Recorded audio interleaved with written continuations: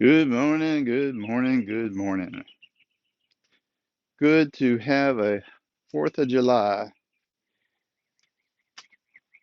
enjoying a day of celebration of the birth of a country. I hope you join me in some coffee or tea or water, whatever you like to have in the morning. I like coffee.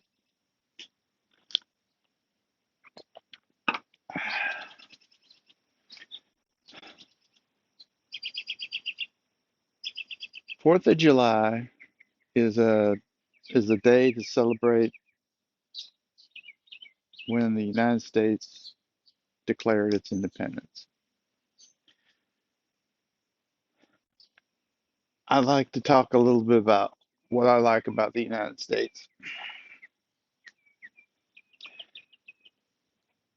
And this has to do with systems and empathy. When the United States was first formed, it was very strong states as far as their governments, how they were controlled. Even the military militias were segmented by different states, and they sent groups of people to even fight. Very common, even up into the World War One. There was a lot of groups that were sent from different states to combine into the federal government's armed forces. So there was a lot of strength, but there wasn't a lot of unity. However, the states knew that they couldn't individually fight against a strong power like the British government.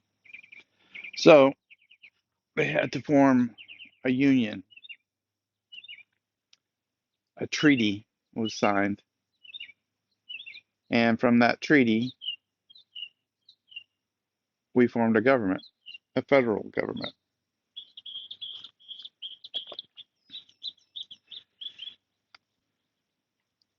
Over the years, we've moved more and more toward a unionization of everyone all together. We've had a civil war where some states wanted to govern themselves separately, and there, lots of people lost their lives to keep the states together, force them to be together. There's a lot of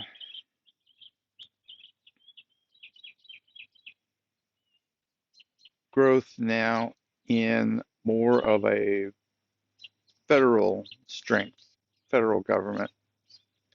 Of course, a lot of that has to do with the fact that there's a lot more money at the federal level than there is at the state level. So let's talk about empathy and systems. When we formed that first united government, like I said, the states had most of the power and the federal government was fairly weak. And even though that's changed over time, that's how it started out. So some of the things we embedded in the Constitution and the Bill of Rights were things to protect the sovereignty, integrity of those governments. Little states like South Carolina didn't want to be ruled by the larger populations in Philadelphia and New York and Boston. They wanted to have some autonomy and not have everything mandated to them by those people. Now, as time has gone on,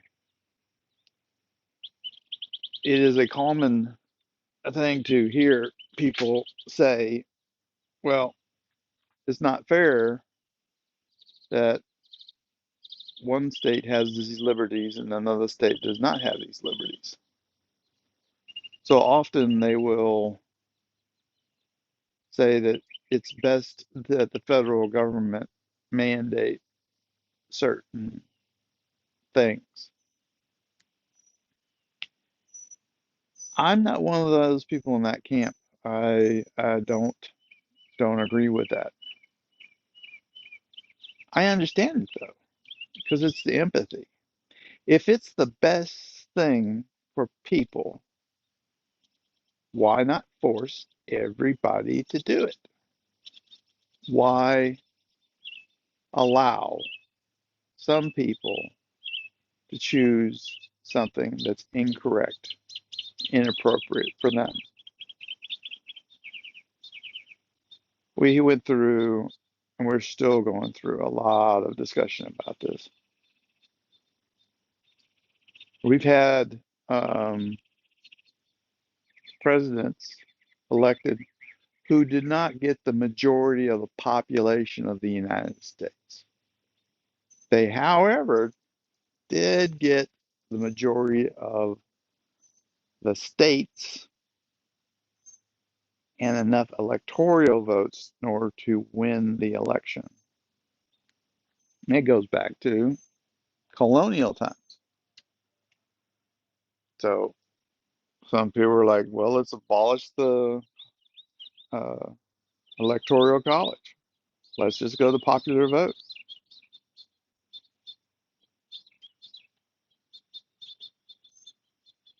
Instead of being the United States, let's just be America. Is it fair to allow somebody to be president of the United States when the majority of people did not want him? The Senate of the United States has been ruled recently, except for very recently, by the um, Republican Party because a lot of the smaller states have sided with their view, while the House of Representatives, at least in the last decade or so, has been ruled by the Democrats, who have a majority voice. It's never been a clean solution, but this is one of those things where I think the system is correct. And empathy, I have a lot for those areas that are not doing things correctly. But the thing is, who am I to say what's not correct? Who am I to say if a solution is the best for the long term? A lot of times we choose things that affect us because they feel good in the short term, but then they have long term problems. A good example, one that everybody's curious about, is that several states have decriminalized uh, drugs. Several of them have decriminalized marijuana, and some states have decriminalized even further other drugs. Is this good or is this bad? Well, if we did it at a federal level, we might never know because somebody could point to the fact that, yeah, things have gotten worse here, but also there's these other mitigating factors. Hard to figure that out. But if you try a few things, sorry about that bump, that was my dog bumping her ball against my recording, then if you don't try some things, how are you going to learn? Sometimes you sit, find a small team to go try something, and then you learn from it. Many companies I've worked for, they would have proof of concept teams. Proof of concept. Sometimes those states who bravely go forward are proving a concept.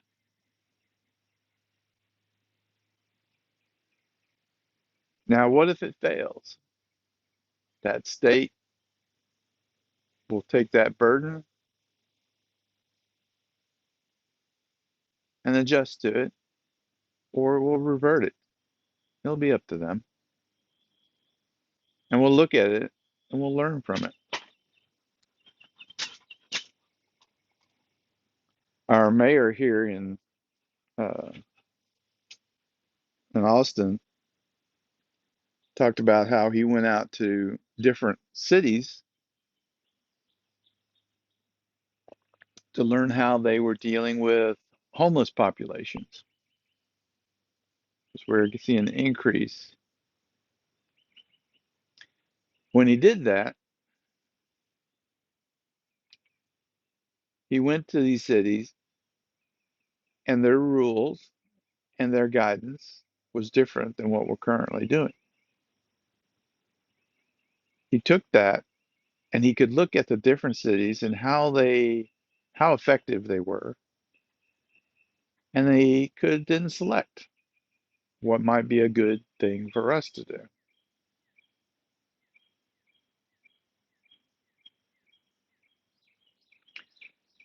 So on this 4th of July,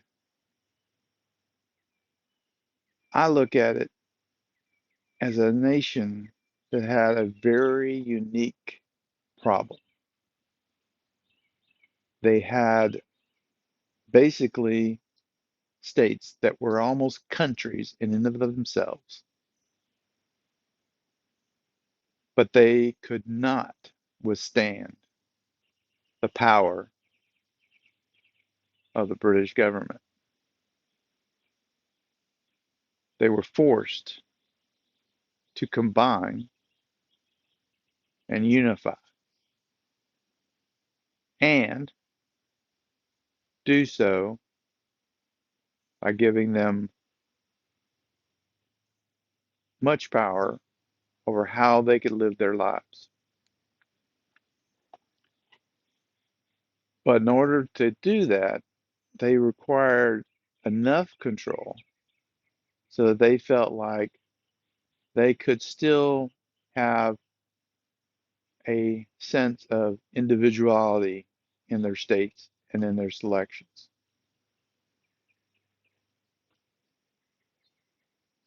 So this is the United States of America, and a day that I celebrate as being the biggest experiment on the world stage. The only country that I know that has such autonomy between its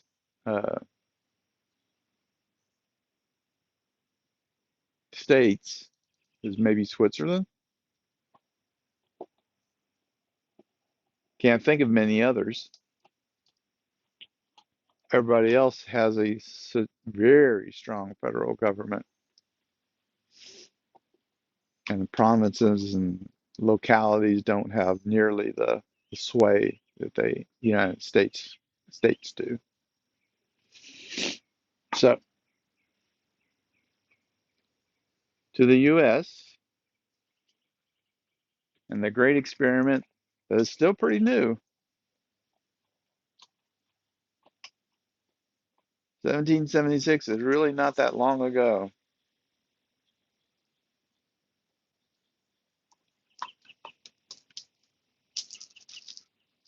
But to those people that empathize, that they just want to do what's best, I drink to you as well.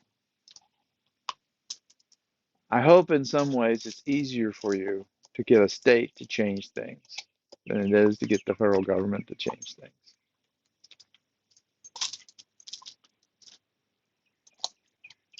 And I understand why it would be better if we had everybody do it. There's a lot of things I would like to see everybody do, but unfortunately, they don't.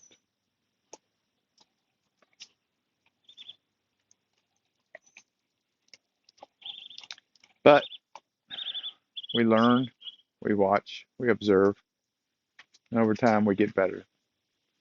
So those people out there that are looking at the poor, looking at those guys trying to struggle from 9 to 5, the small business owner, I cheer to you as well. It's a hard struggle. We love you. We are so glad to have you struggling to help us all. Everybody have a great 4th of July. And hope that you find the beauty and meaning of the creation of this miracle that was the United States. And may we all, over time, get better and better by not only watching the others, but learning from them as well. Love you guys.